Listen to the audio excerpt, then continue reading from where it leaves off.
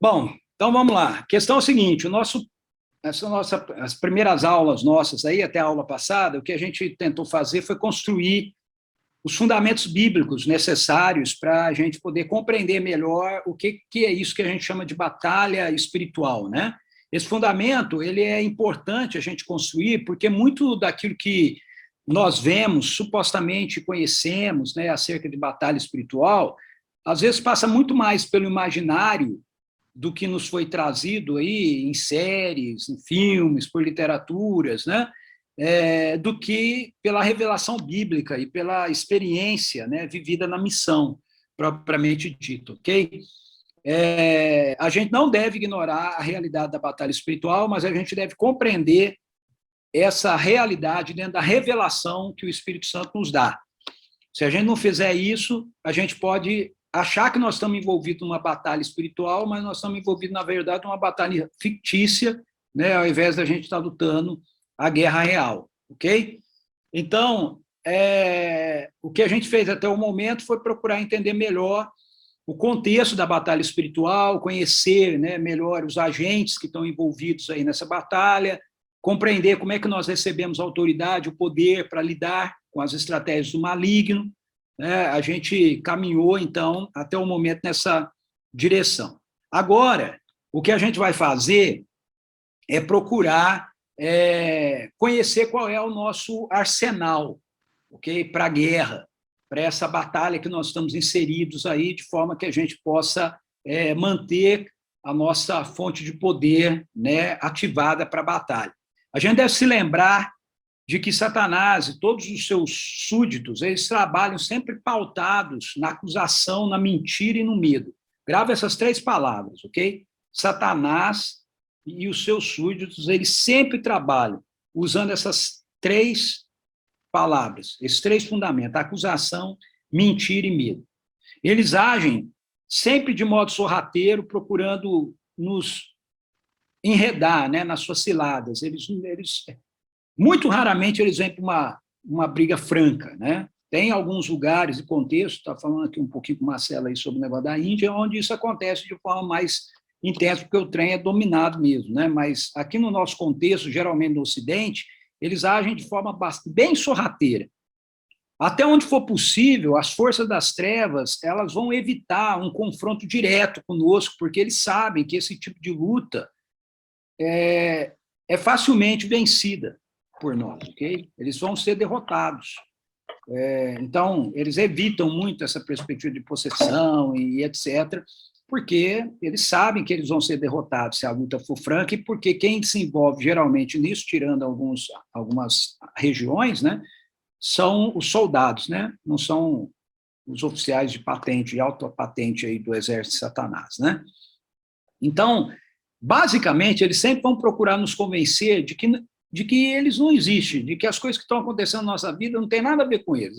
Não, foi coincidência, casual, né? Você só pensa em diabo, só pensa em demônio. A gente tem dois extremos. A gente tem aquele extremo de que o pessoal realmente vê capeta pendurado tudo quanto é coisa, e nós temos outro extremo onde a gente acha que nada tem a ver com a realidade espiritual, né? E a gente precisa compreender, então, que essa não é a realidade, ok? Nem tudo é o diabo, mas também tem muita coisa que acontece que é, sim, ação, ok? Por parte dele. Então, a gente precisa entender que a única vantagem que o maligno tem sobre nós, sobre a igreja, quando eu falo sobre nós, estou falando sobre nós, a igreja, né, o povo de Deus, vem dele nos desviar da nossa fonte de poder.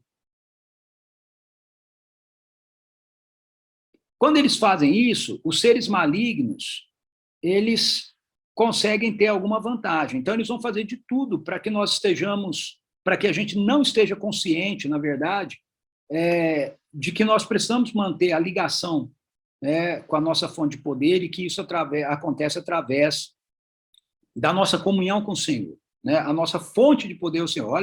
Olha só o que o apóstolo Paulo diz aí em Efésios 6:10. Vamos relembrar esse texto.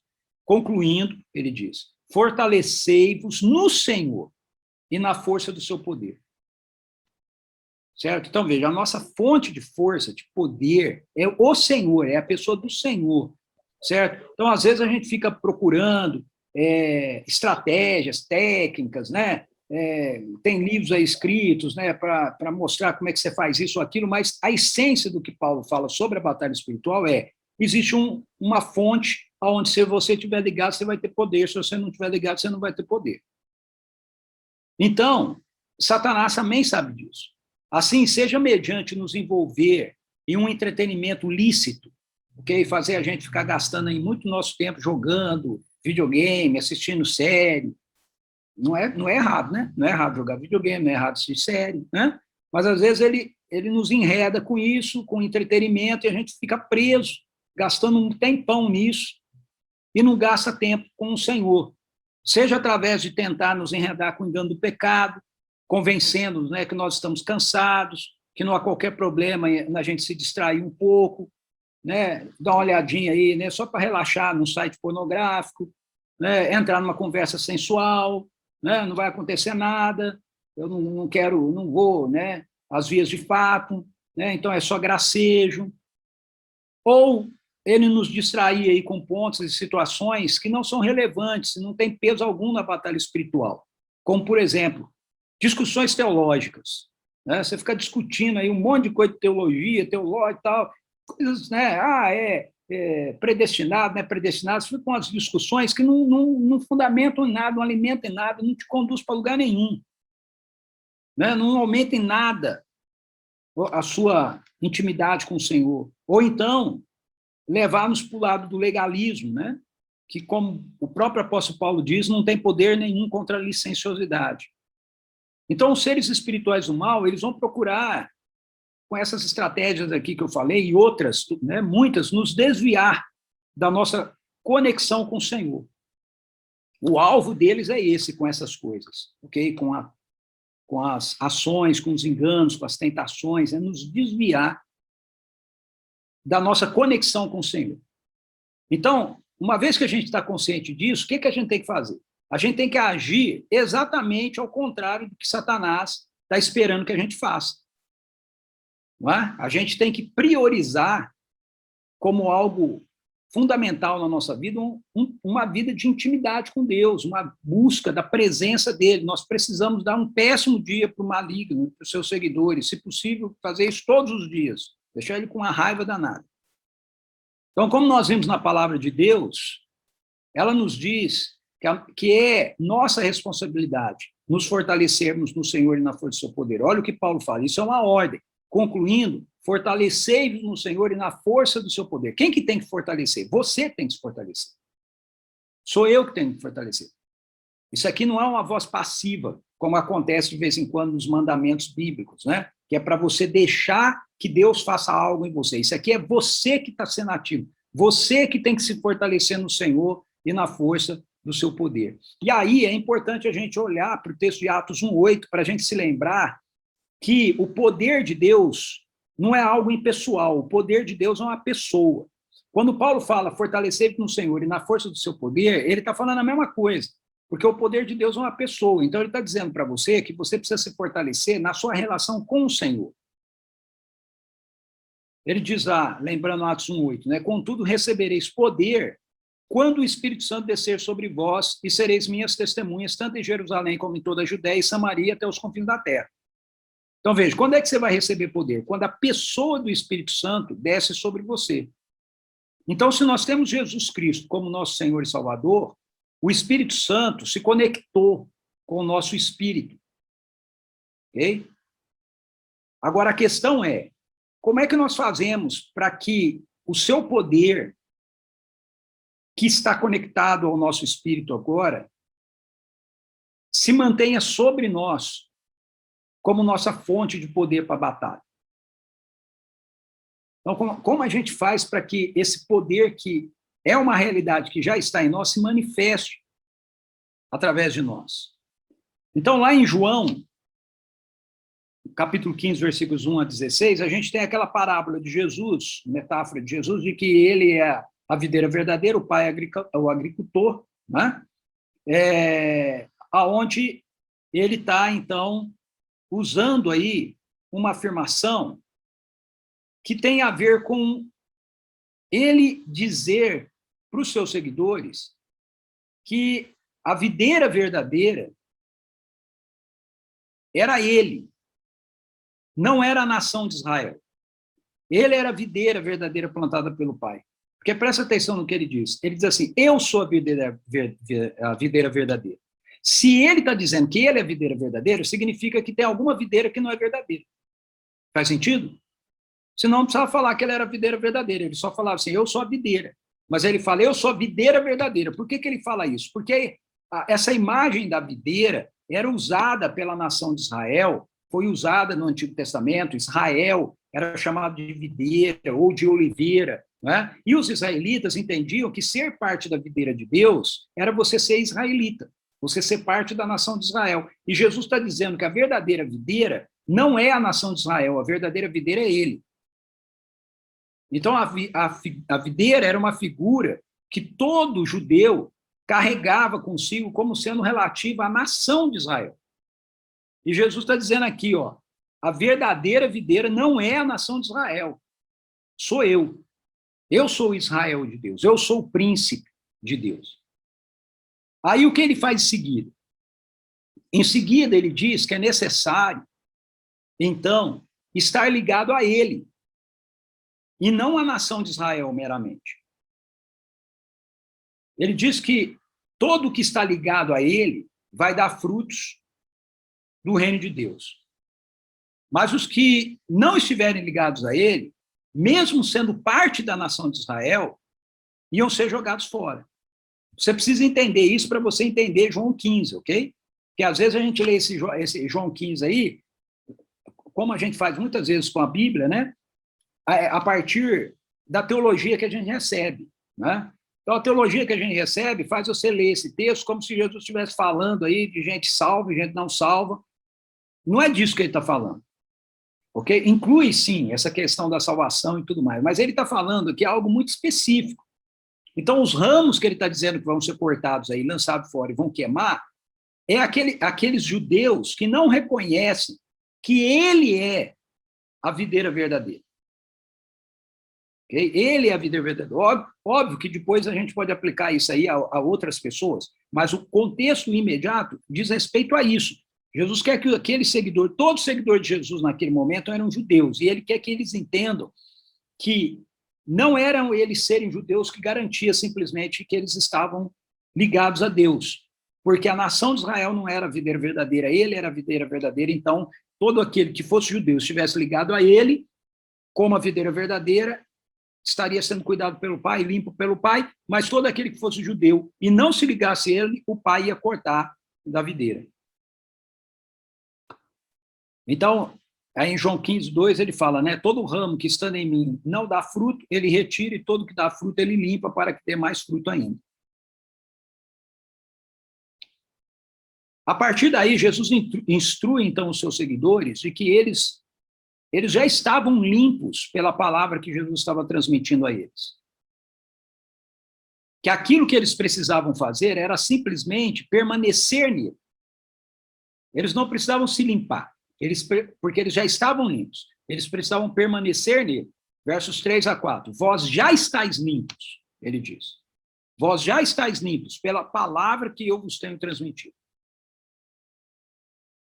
Permanecei em mim, e eu permanecerei em vós. Nenhum ramo pode produzir fruto por si mesmo, se não estiver ligado à videira, vós igualmente não podeis dar fruto por vós mesmos, se não permanecerdes unidos a mim. Então, observe que o mandato que Jesus está nos dando aqui, nesse texto, não é que a gente deva dar frutos. O mandato é que nós devemos permanecer ligados a ele. Ok? Essa é a ordem. Por quê? Porque frutos aqui tem a ver com a manifestação da vida e do poder do reino de Deus através de nós, são uma consequência na nossa vida de nós estarmos ligados em comunhão com a vida de Jesus Cristo. Então, o que muitas vezes a gente deixa de notar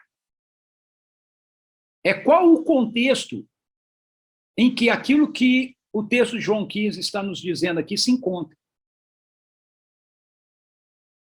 Se você olhar para o capítulo 14 do Evangelho de João, você vai ver que Jesus, ele ensina ali sobre a sua partida, que ele precisava ir, porque se ele não fosse, o Consolador, o Espírito Santo, não viria. Então, ele precisava ir para que o Espírito Santo viesse e desse continuidade àquilo que Jesus estava realizando naqueles 3 anos e meio ali com aqueles seus seguidores e estendesse isso. Então, no capítulo 15, quando chega no capítulo 15, ele nos fala sobre a videira. E no capítulo 16, ele torna a introduzir a sua fala de novo a respeito da pessoa do Espírito Santo. Então, veja, capítulo 14, Espírito Santo, capítulo 15, videira, capítulo 16, Espírito Santo. Em João, capítulo 7, versos 37 a 39, no mesmo evangelho, nós somos informados de algo interessante. Diz assim: no último dia, o mais solene dia da festa, Jesus colocou-se em pé e clamou em alta voz ou em pranto: se alguém tem sede, deixai-o vir a mim para que beba. Aquele que crê em mim, como diz a Escritura, do seu interior fluirão rios de água viva. E aí João faz uma explicação, ele diz assim: mas ele se referiu ao Espírito que mais tarde receberiam os que nele crescem, pois o Espírito Santo até aquele momento não fora concedido, porque Jesus não havia sido ainda glorificado. Então, Jesus, ele já tinha feito menção a respeito de que a vinda do Espírito Santo iria trazer um fluir de vida. Mas João nos diz que aquilo que ele havia dito ainda não era uma realidade. No entanto, quando a gente chega no capítulo 20, verso 22 do Evangelho de João, nós somos informados que essa promessa que Jesus fez é soprada sobre os seguidores dele. Então, o texto diz assim: tendo dito isso, soprou sobre eles e disse-lhes: recebei o Espírito Santo. Então, a partir desse momento, eles receberam o Espírito Santo. A gente sabe que, historicamente, esse soprar de Jesus acontece lá em Atos 2. João está colocando isso aqui. Essa colocação de João é a maneira de João descrever para a gente o Pentecoste que aconteceu em Atos 2. Ok? Não é 2 momentos que o Espírito Santo está vindo. Aqui o Espírito Santo é soprado, vem primeiro, depois ele vem em Atos 2 de novo. Não é isso. É que você precisa se lembrar que a Bíblia que nós temos, do jeito que nós temos, é algo novo. Não é? Eles não tinham isso assim lá. Eles não tinham um livro que tinha todos os evangelhos juntos, Atos dos Apóstolos. Não. Os livros eram escritos e circulavam independentemente. João escreve no seu texto várias vezes sobre o Espírito Santo, que ele vai ser enviado, que ele precisa ser enviado. Não teria sentido nenhum ele terminar o Evangelho sem falar que o Espírito Santo foi enviado. Então, o que ele está escrevendo aqui em João 20, 21, é a descrição de João do que aconteceu lá em Atos 2, no Pentecostes. O Espírito veio, ele foi derramado. Ou seja, a vida que flui de Jesus, a videira verdadeira, trazendo do poder da sua ressurreição para aqueles que estão ligados a ele, os seus discípulos, que são os ramos da videira, é a própria pessoa do Espírito Santo. Ok? O Espírito Santo é aquele que mantém a nossa vida diretamente ligada à vida ressurreta de Jesus, que foi colocada dentro de nós, mas que precisa fluir de nós. No seu interior fluirão rios de água viva. Então, Jesus não botou o Espírito Santo dele dentro de nós para ficar guardado dentro de nós. Ele colocou dentro de nós para ele transbordar a partir de nós. O Espírito Santo é Deus, tanto quanto o Pai é Deus, como Jesus é Deus, o Filho é Deus. E o Espírito Santo é o Deus que está vivendo em nós. Ok? É a pessoa do Espírito Santo em nós que representa a presença do Pai e a presença de Jesus, do Filho, em nossa vida. E mantém a nossa vida imersa na Trindade. Essa é a ideia do batismo. Nós estamos imersos na vida de Jesus, imersos na vida da Trindade, imersos na vida de Deus. Então, isso é importante entender. Por quê? Porque Jesus nos delegou toda a sua autoridade, nós vimos isso na aula anterior, retrasada, ele nos delegou toda a sua autoridade, No entanto, é através do Espírito Santo que o poder de Deus se manifesta, dando visibilidade à autoridade que Jesus nos deu. Então, se Jesus tivesse nos dado a sua autoridade, mas não tivesse nos enviado o Espírito Santo, essa autoridade não seria manifesta através de nós. A autoridade é manifesta através de nós porque nós a recebemos e agora nós temos o poder do Espírito Santo que vive em nós, opera em nós e atua através de nós. Satanás sabe muito bem disso. Ele sabe que sozinhos nós não somos capazes de enfrentá-lo, mas que na força do seu poder, revestido de toda a armadura de Deus e na força do seu poder que vem do Espírito Santo, Satanás sabe que ele não é capaz de nos derrotar, ele não é capaz de nos enfrentar. Portanto, Satanás ele vai fazer de tudo para nos distanciar de uma vida de entrega, de devoção ao Senhor Jesus.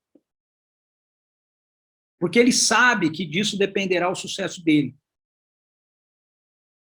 Então, ele vai fazer todo o esforço do mundo para você não ler a Bíblia, para você não orar, para você ficar ocupado com um monte de coisa e o tempo passar e você não pensar nas realidades do reino de Deus. E a nossa reação a isso é que nós precisamos de uma vida de dependência. Então, diante do que nós acabamos de apresentar aqui, a gente precisa entender que o ponto mais importante para que nós sejamos bem-sucedidos na batalha espiritual é nós andarmos em completa dependência do Espírito Santo. Ou seja, cultivar uma vida de amizade, de intimidade com o Espírito Santo.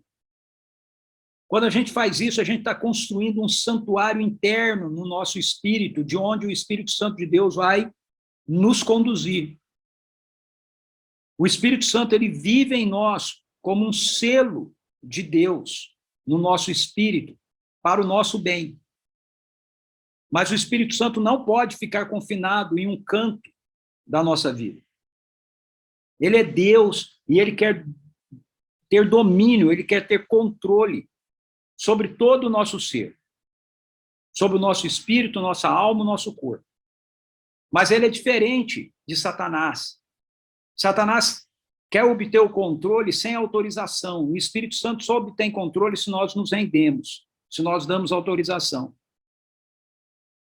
Ele quer que todo o domínio da sua presença, então, seja manifesto e seja sentido na vida de cada um de nós, na vida de cada um dos seus seguidores. E como é que isso ocorre? Então, voltando aí para João 15, onde Jesus apresenta, se apresenta como o modelo de permanência para os discípulos, a gente entende que isso ocorre antes de mais nada, mediante a nossa submissão à palavra de Deus. Olha só, Jesus diz assim: se permanecerdes em mim e as minhas palavras permanecerem em vós, pedireis o que desejardes e vos será concedido. O que glorifica meu Pai é que deis fruto em abundância, e assim sereis verdadeiramente meus discípulos. Assim como o Pai me amou, eu da mesma forma vos amei. Permanecei no meu amor. Se obedecerdes aos meus mandamentos, permanecereis no meu amor, exatamente como eu tenho obedecido às ordens do meu Pai e permaneço em seu amor. Então, Jesus, ele é o nosso modelo do que significa permanecer. Ele diz, olha, assim como eu permaneço no Pai, obedecendo seus mandamentos, vocês devem permanecer em mim, obedecendo meus mandamentos. Então, a primeira coisa que nós precisamos fazer é dedicar de nosso tempo à palavra de Deus, porque onde é que estão os mandamentos do Senhor? Na palavra de Deus, né? Ontem eu preguei sobre isso na minha igreja.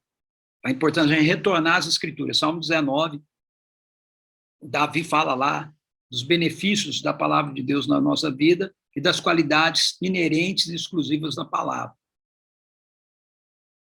E Jesus diz isso aqui, diz que ele permanece nas ordens do seu Pai, nos mandamentos do seu Pai, porque ele ama o seu Pai, e da mesma forma, se nós o amamos, nós temos que permanecer no seu amor. Isso não diz respeito meramente a gente estudar a Bíblia, ok? No sentido de saber sobre o que está escrito nela. O significado, o sentido disso é de nós nos colocarmos diante da Bíblia, diante da palavra de Deus, como a palavra revelada aos nossos corações, que constrói as realidades do reino de Deus na nossa vida. Ou seja, quando você lê a Bíblia, você não lê a Bíblia dizendo assim, então isso aqui foi assim lá na vida de Moisés. Você lê a Bíblia dizendo assim, você lê sobre a vida de Moisés, você diz assim, quer dizer que isso pode ser assim na minha vida? Você não lê sobre a vida de Paulo, de Pedro, diz assim, isso foi assim lá na vida de Paulo, de Pedro. Não, você lê sobre Paulo e Pedro, você diz, quer dizer que é assim que pode ser na minha vida? Então, como o próprio texto de Efésios nos afirma, 6:17, a palavra de Deus é a espada do Espírito. Então, o primeiro lugar de ação dela deve ser na nossa própria vida. O escritor aos Hebreus diz, porquanto a palavra de Deus é viva e eficaz, mais cortante que qualquer espada de 2 gumes, é capaz de penetrar até o ponto de dividir alma e espírito, juntas e medulas, e é sensível para perceber os pensamentos e intenções do coração. Então, quando você se coloca diante das Escrituras, diante da Bíblia, não é você que está lendo a Bíblia, é a Bíblia que está te lendo. Ela revela a você quem de fato você é. Ela revela a você a verdade que Deus enxerga e que Deus diz ao seu respeito. Portanto, Satanás, ele vai fazer de tudo para nos distanciar da palavra de Deus. Ele vai fazer de tudo para distorcê-la. Ele vai fazer de tudo para nos indispor a obedecê-la. Por quê? Porque ele sabe que nós vamos estar entristecendo o Espírito Santo se a gente fizer isso, e com isso nós vamos impedir o fluir dele. O fluir dele será barrado em nós.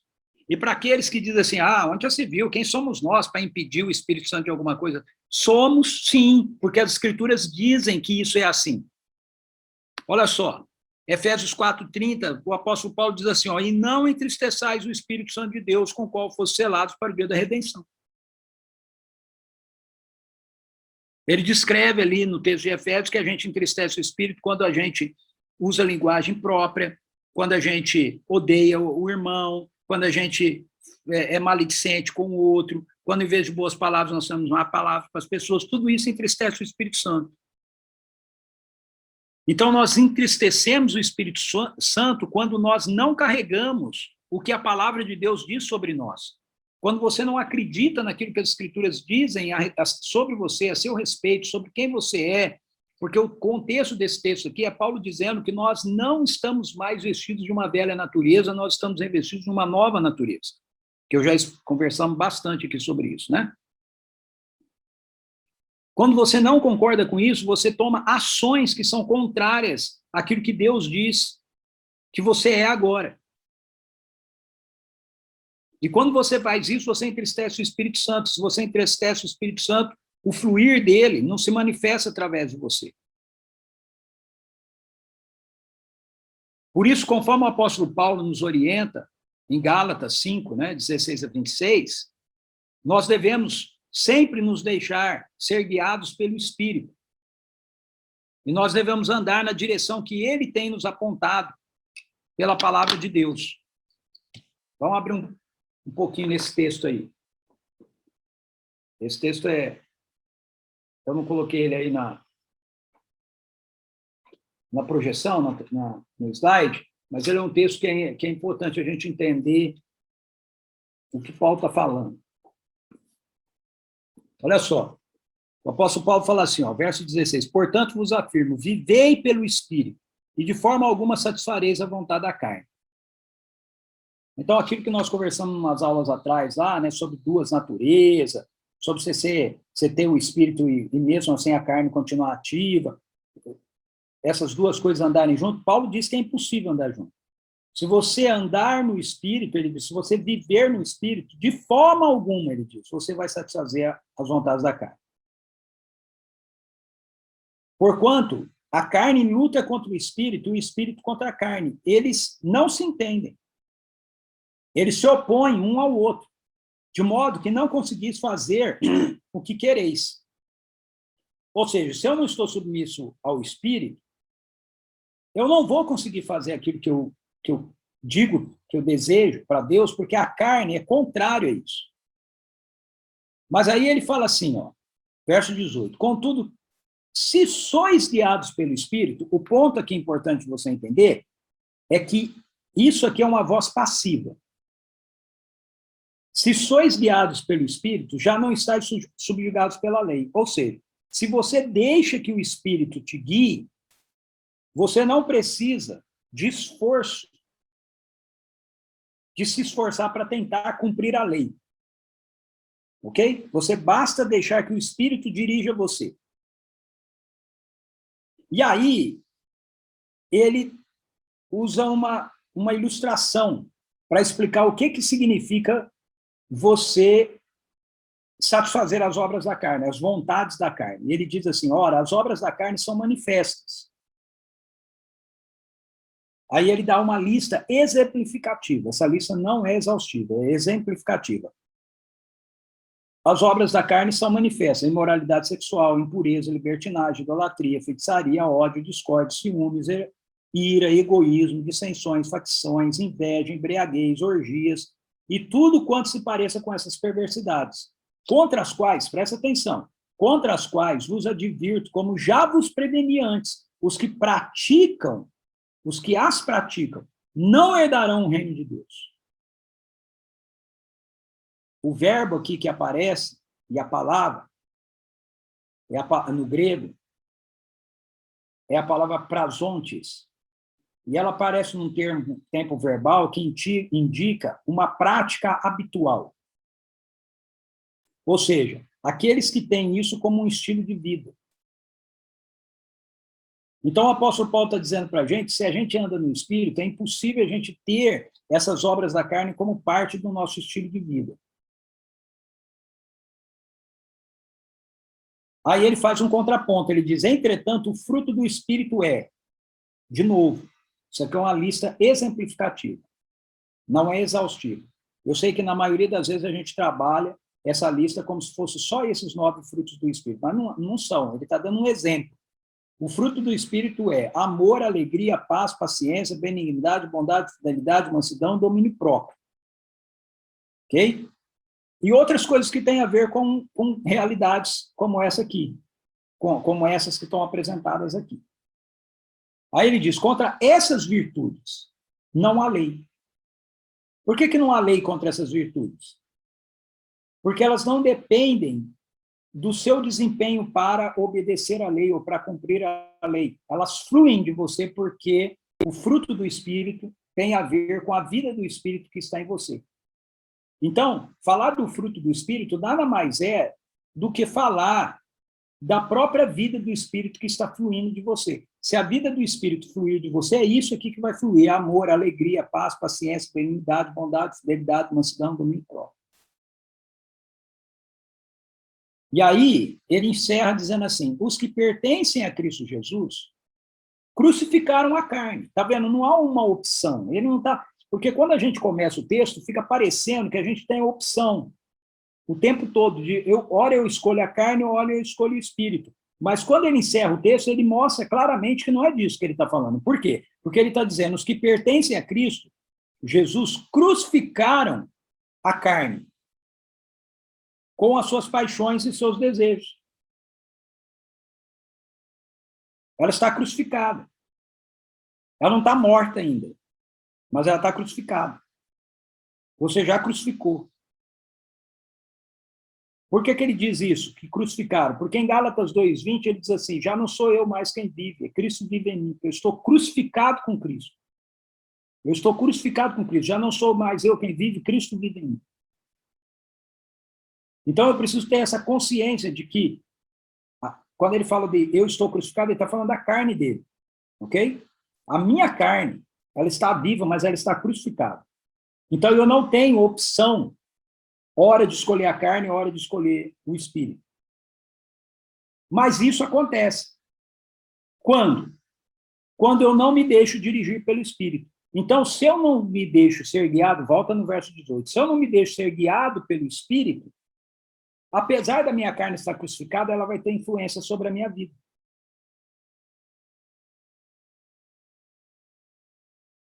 Conseguiram entender aí o que Paulo está explicando para a gente? Aí, o desfecho, olha o desfecho que ele faz. Se vivemos pelo Espírito, ou seja, se eu afirmo que eu nasci de novo, porque viver pelo Espírito é isso, eu estou afirmando que eu nasci de novo, que eu tenho uma nova vida com Cristo, que é dada pelo Espírito. Então ele diz, se vivemos pelo Espírito, andemos de igual modo sob a direção do Espírito. Agora, esse andemos que aparece aqui é uma voz ativa, diferente do verso 18, que é uma voz passiva. Então, veja, na passiva, o Espírito me conduz, ok? Ele está me soprando e me conduzindo, dizendo, ó, anda por aqui. Na ativa, eu estou dizendo, ok, eu vou andar por aqui. Eu concordo com ele. Eu ando na direção dele. Mas se eu não fizer isso, eu vou ter a influência, ok? Da carne na minha vida.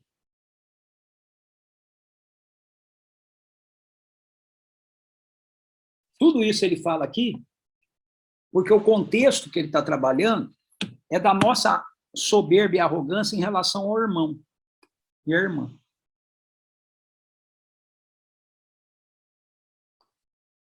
Então, em resumo, o que Paulo está dizendo aqui para a gente é que a gente deve se deixar guiar pelo Espírito. E se a gente se deixa guiar pelo Espírito, a gente anda na direção que ele está nos apontando na sua palavra. Quando nós agimos assim, nenhuma ação do maligno vai ter vantagem sobre nós. Não significa que a gente não vai ter batalha, não vai ter guerra. Significa que isso não vai nos derrubar.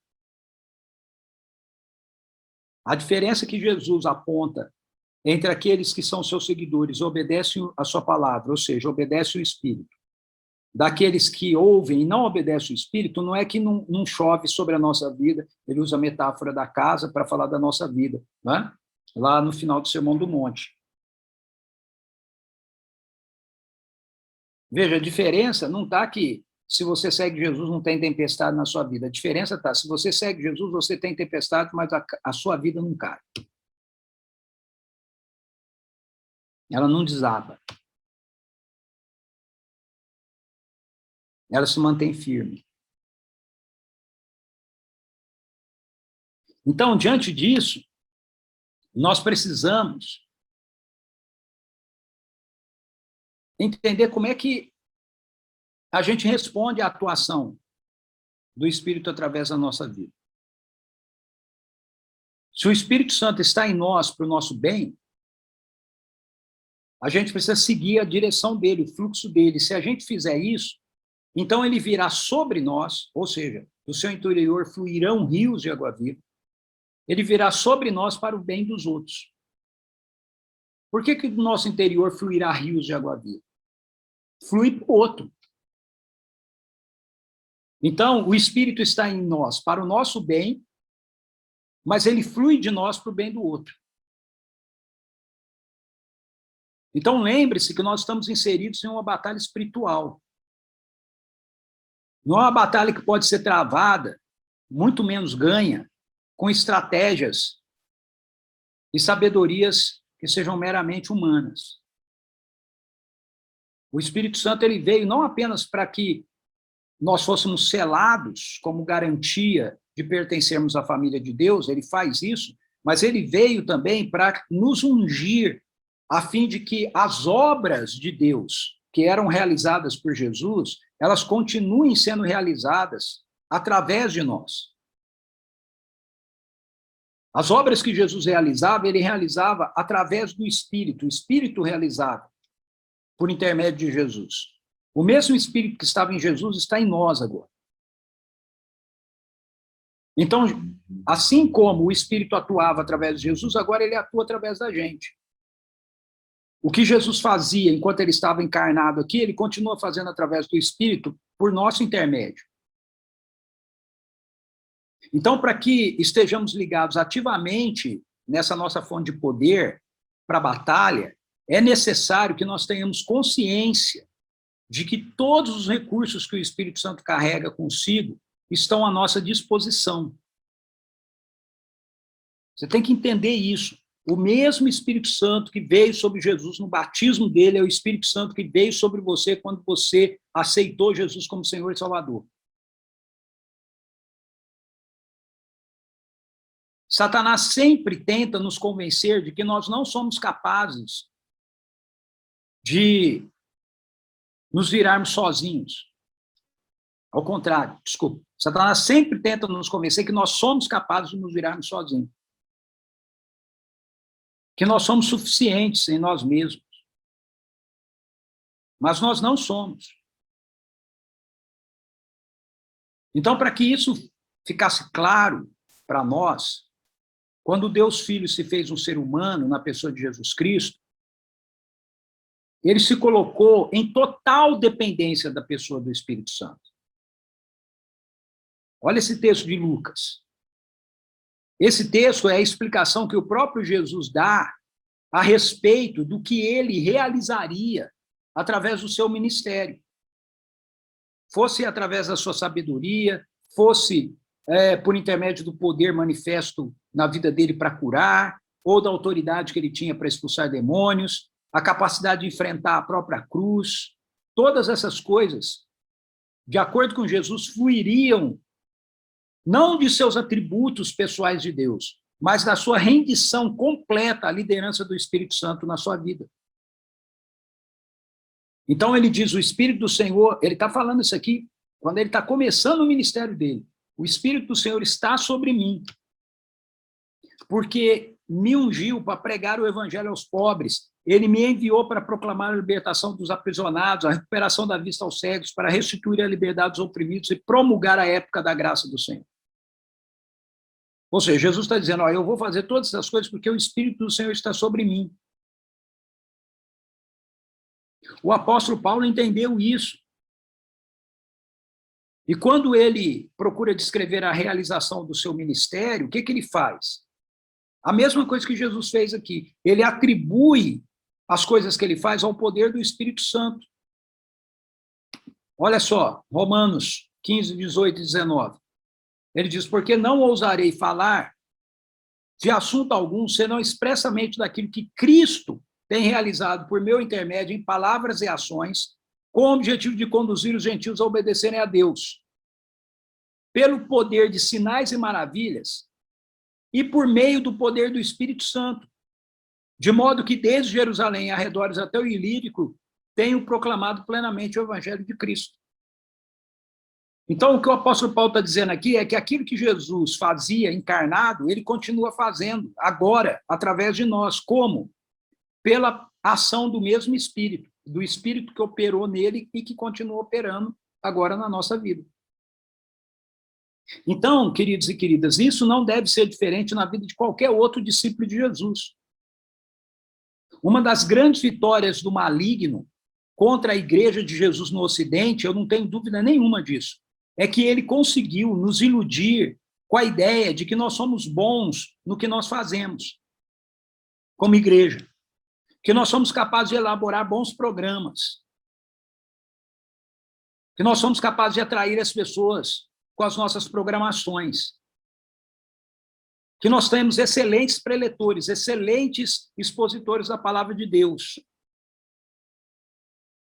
O problema é que qualquer coisa que nós façamos que não esteja carregado, energizado com o poder de Deus, não gera frutos que permaneçam para o reino de Deus, e por isso Satanás não está nem aí. Então, voltemos mais uma vez em João 15, para lembrar que Jesus não escolhe os seus seguidores baseados na nossa capacidade, baseados na nossa performance. Ele escolhe os seus seguidores baseados na autoridade que ele tem de nos capacitar com o poder do Espírito Santo. Olha o que ele diz em João 15, 16, para os seus primeiros seguidores, e isso vale para todos os demais. Não fosse vós que me escolhestes, ao contrário, Eu vos escolhi a vós e vos designei para irdes e dar frutos, e fruto que permaneça. Sendo assim, seja o que for que pedis ao Pai em meu nome, ele concederá a vós. Por quê? Porque não depende de vocês, depende de mim. É o que Jesus está dizendo. Então, lembre-se, Satanás sempre é um mentiroso e acusador. Ele vai tentar convencer você de que você não está à altura de fazer o que você deve fazer pelo reino de Deus. O ponto é que você não está mesmo, que eu também não estou, que ninguém está. Mas nós fazemos. Nós fazemos em nome de Jesus Cristo, por causa da sua autoridade, nós fazemos porque o poder do Espírito Santo nos foi dado e está à nossa disposição. Então, há 2 pontos importantes que nós precisamos considerar aqui. O primeiro é entender o direito que nós recebemos como filhos e filhas de acesso imediato ao trono da graça.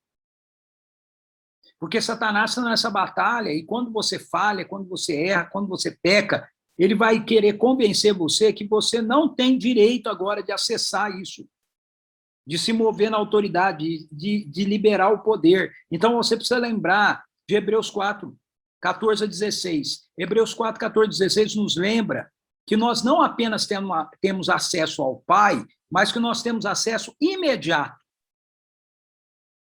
E nós temos esse acesso para recebermos socorro no momento oportuno, no momento de necessidade.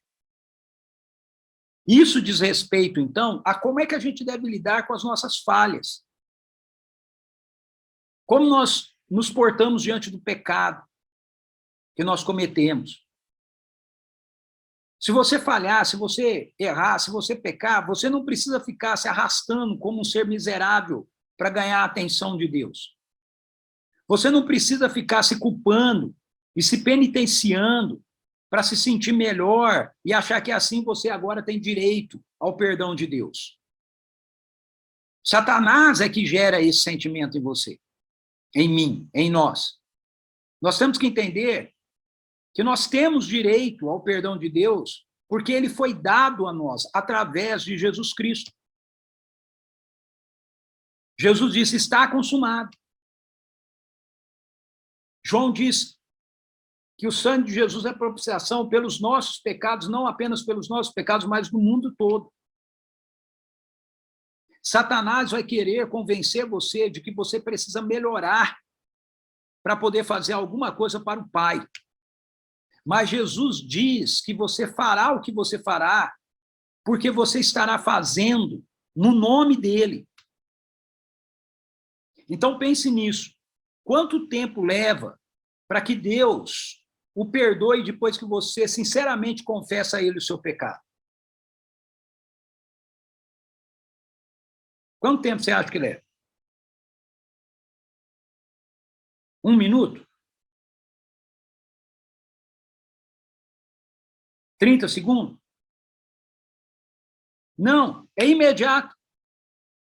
Você é perdoado imediatamente. A questão do arrependimento não está em Deus, a questão do arrependimento está em nós. Quando você pede perdão, Deus te perdoa, e Satanás, ele usa uma estratégia para fazer você ficar se sentindo culpado. E quando ele consegue fazer você se sentir culpado, ele te leva a achar que Deus ainda não te perdoou. Mas o problema está em você, não está em Deus. Deus já te perdoou, você tem que aceitar que ele te perdoou. Então, esse é o primeiro ponto importante da gente entender. Nós temos acesso, como filhos e filhas de Deus, imediato ao trono da graça. O segundo ponto que a gente tem que entender aí é a dinâmica dos dons espirituais que estão à nossa disposição. Em 1 Coríntios 12, 7 a 11, nós somos ensinados pela palavra de Deus que o Espírito Santo, ele colocou um conjunto de dons. Dons significa presentes, né? Ele colocou um monte de presentes que são dele, à nossa disposição. Eu penso que nós temos entendido esse texto de uma maneira equivocada, porque nós temos a tendência de considerar todos os conjuntos de dons que nos são apresentados nas Escrituras como se eles tivessem a mesma dinâmica, mas não tem.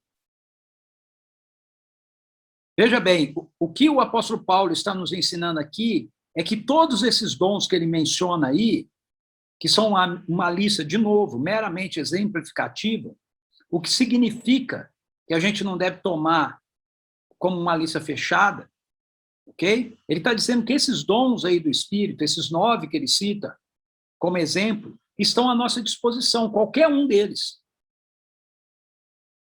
Por quê? Porque eles são do Espírito, e o Espírito habita em nós. Portanto, ele pode manifestar através de nós, como lhe apraz, qualquer um desses dons.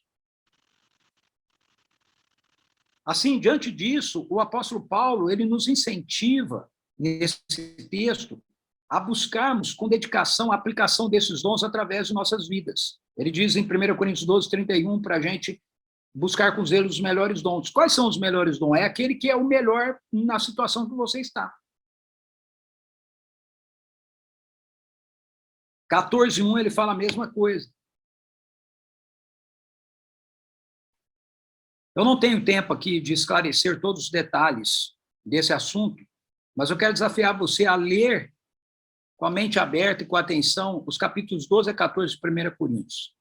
E você vai ver que o apóstolo Paulo, ele está interessado em que haja um uso desses dons da maneira correta na igreja. A maneira correta é a maneira que o Espírito Santo os designou para serem usados.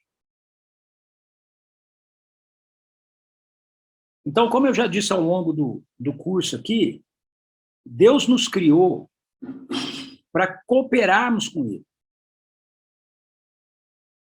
Tudo que Deus realiza na perspectiva da criação, Ele realiza em parceria conosco, em parceria com a humanidade.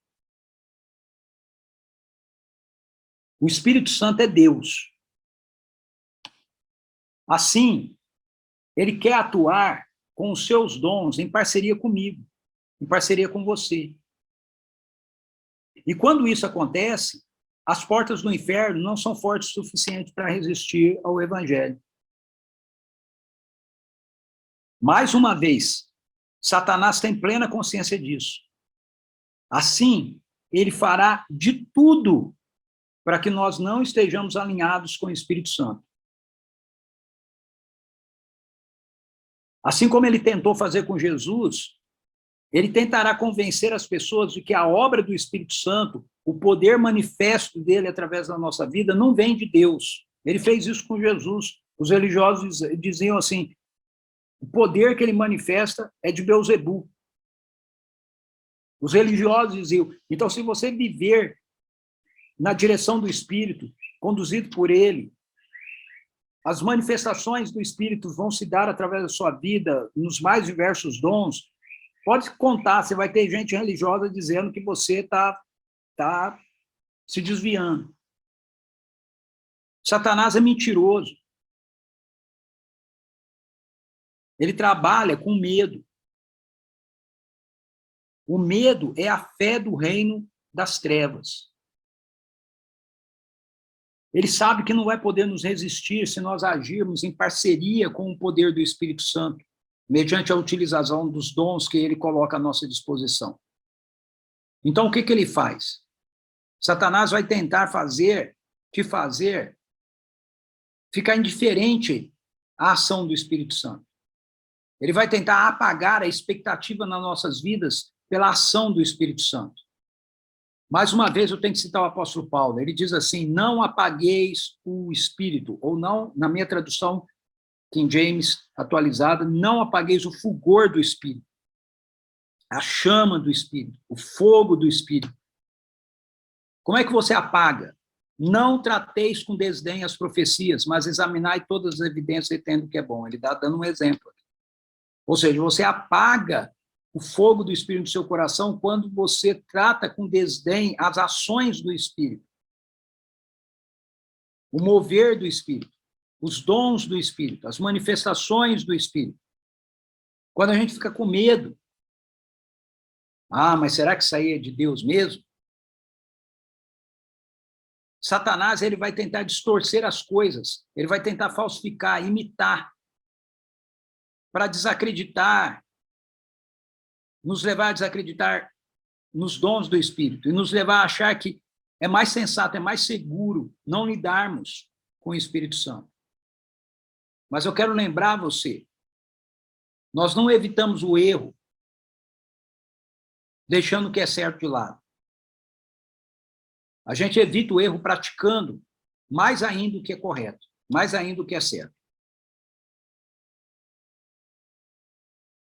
Então, para estarmos fortalecidos no Senhor e na força do seu poder, nós precisamos de intencionalidade para buscarmos a presença de Deus. A palavra de Deus diz que se o buscarmos, nós iremos achá-lo. Mas nós só vamos achá-lo se o buscarmos de todo o nosso coração. Não é assim, eu busco, eu busco. Não. Se você busca, mais ou menos, você não acha. Mas se você buscar de todo o coração, Deus está prometendo isso. Você vai achá-lo. A palavra de Deus também nos diz que se nós nos achegarmos ao Senhor, Ele, por sua vez, se achegará a nós. É muito interessante esse texto de Tiago. Ele diz assim, achegai-vos ao Senhor, e Ele se achegará a vós outros. Então, na nossa próxima aula, nós vamos ver que uma das coisas que Deus faz ao nos achegarmos a Ele, em busca da sua força, em busca de sermos fortalecidos na fonte do seu poder, em resposta a isso, é nos disponibilizar a armadura que Ele tem, que está aí no texto de Efésios 6. Né? Revestivos de toda a armadura de Deus. Veja, a armadura não é sua, a armadura é de Deus. Então, essa é uma das coisas que Ele faz quando a gente se achega a Ele. Ele nos dá da sua armadura para que a gente possa se revestir dela para essa batalha. Que armadura é essa? Nós vamos falar disso na próxima aula.